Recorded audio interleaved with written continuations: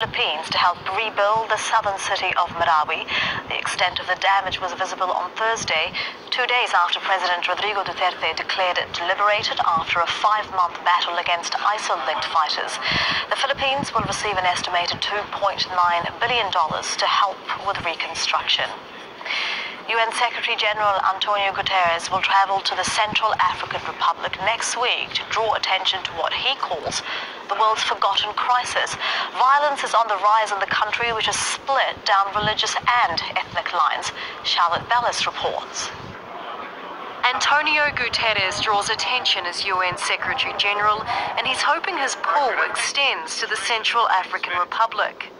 My visit also aims to draw attention to a fragile situation that is often far from the media spotlight.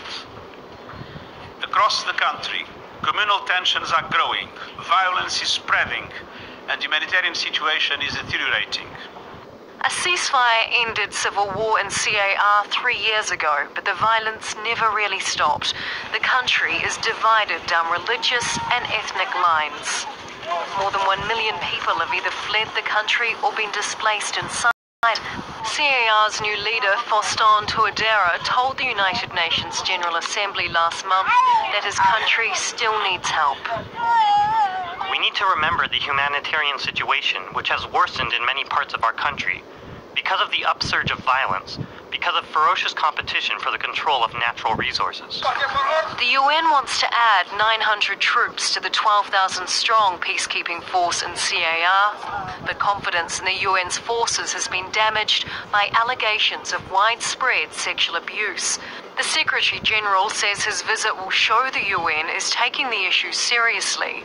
During my visit, I will be accompanied by Jane Connors, who I appointed recently to serve as the organization's first victims' rights advocate.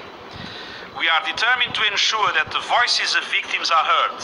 I will myself be ready to meet with victims and their families.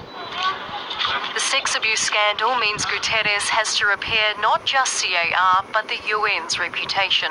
Charlotte Bellis, Al Jazeera.